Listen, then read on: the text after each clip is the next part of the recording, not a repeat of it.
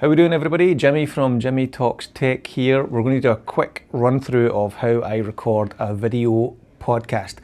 We're here at one of my clients' makeshift studios. It's just a meeting room in the facility, in the ice hockey facility that I do kind of a weekly podcast show in. I'm going to flip the camera around and I'll go through kind of step by step how I record a multicam video podcast and broadcast it live. Okay, so let's start with the audio. So the main mics I use for the portable podcast setup is the ever faithful Rode podcast mic. I know they've brought out a recent new upgrade of these that's a USB connection as well, but I have a collection of I think 4 or 5 of the original podcast mic, and these are just generic mic stands from Amazon. They're not the actual Rode desk stand. They are, what brand are they? Binatone, yeah. So just generic ones from Amazon. So one of them on this table, this is actually where the host normally sits for the show. Over on this table is another podcast mic, another Rode Pod mic. So they feed into the Rodecaster Pro 2, which you can see here. I don't give the talent headphones to wear unless they request it, and they never usually do. I prefer the visual, and the client prefers the visual of the podcast where the interviewer and the interviewees don't have don't have headphones on. I monitor the sound coming into the Rodecaster with a headset here. And obviously the audio gets recorded to record the multitrack and the stereo output for potential remixing later. But I tend to not remix later because we would record these shows as live, but more on that later. The monitor output from the Rodecaster Pro 2 actually feeds into one of the main cameras, which is a GH6. We're shooting this with 2 GH6s and 1 GH5s, but we'll come to the video part in a wee minute.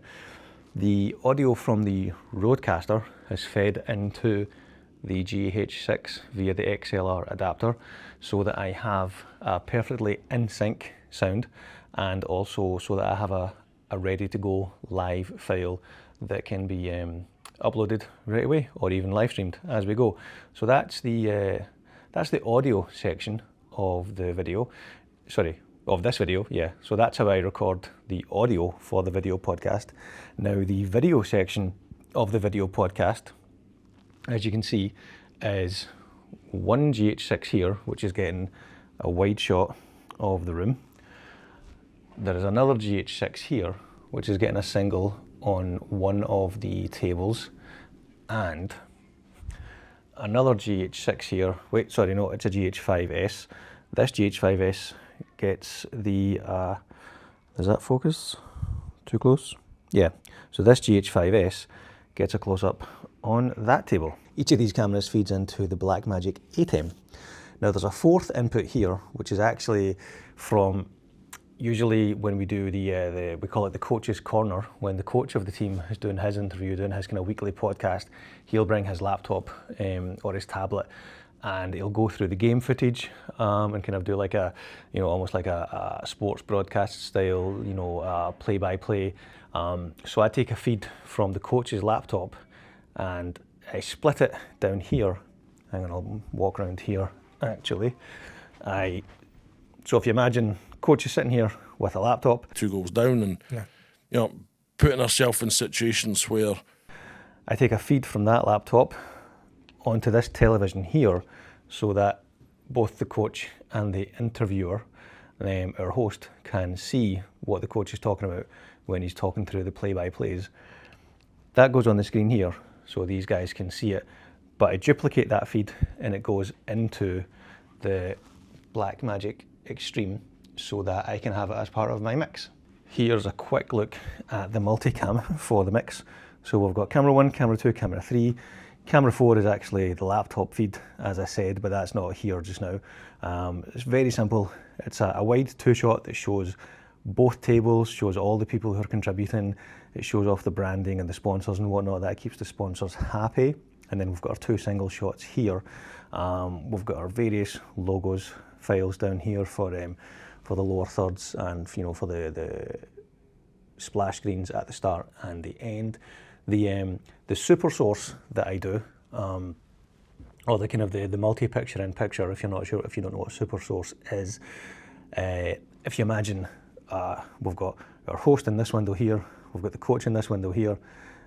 Here is the feed from the laptop where the coach is talking about his coach is going through the games and the plays. As you can see from the highlights, they had some pushback at times. They had some chances. Curtis stood his ground. This one was from just really good forechecking initially for Peanut and then Struan. I don't use the second HDMI output from the Atem Extreme.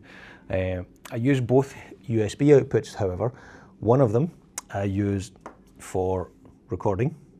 It's just your standard Crucial, what brand is it? Yeah, Crucial X8 2TB portable SSD. That seems to be the best bang for buck I've found in terms of reliability and cost. So one of the USBs is used to record the video podcast. The other USB goes into the camera. That's just, I've been making the thumbnail for the game here, for the show.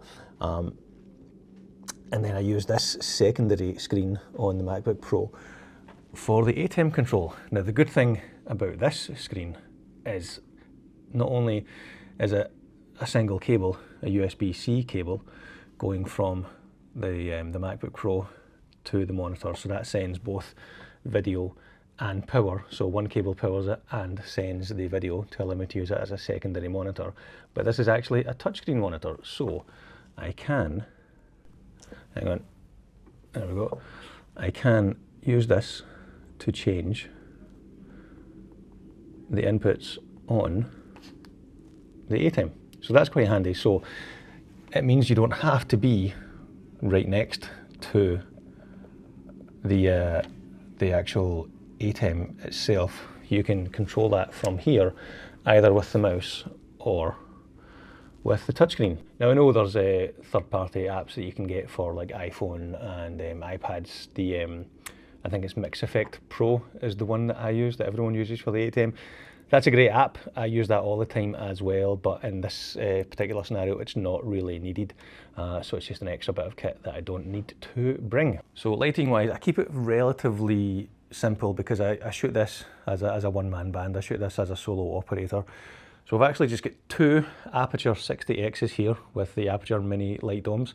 One giving a key light to this table over here, but it also gives a little bit of a fill to this one here. And then conversely, this one gives a key light to that table, and it also gives a bit of a fill light to this table.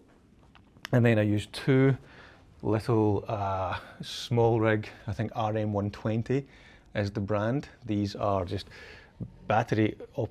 internal battery operated RGB lights, just clamped onto the stand here, just out of shot, and that gives a nice little kind of backlight or a hair light or a rim light to the talent there. After the games on Saturday, Sunday, what's your thoughts on them now before we look at the video analysis? Yeah, I mean, obviously we discussed prior to the games and So that's how I record a multicam video podcast as live. We don't usually broadcast them live, but I do record it to the SSD over there. I do record it as live just to save any editing in the future. So there's usually no post-production. There's usually no post-production work on these videos. I just we shoot it as if it's live. I do a live edit with the Blackmagic Atem. I might top and tail it with different graphics depending on what's happened that week with the matches and whatnot. But generally speaking, unless one of the interviewees says something that they shouldn't say, I don't tend to do any editing of it. We push it out as live. That way we can keep it quite consistent. We can shoot multiple podcasts in the one day. We usually spend one day shooting the podcasts, and we'll shoot anywhere from 3 to 5 podcasts on that day. They'll all be uploaded to the ice hockey team's YouTube channel. that evening, I'll just mark them as unlisted or private, and then their content guys can decide when they want to publish them, and they can schedule them throughout the week. I think that's pretty much it, folks. Thanks very much for watching. If you found this useful, let me know in the comments. If you guys record podcasts, let me know how you do yours, and I'll catch you in the next video. Oh, and obviously, like and subscribe. Thank you.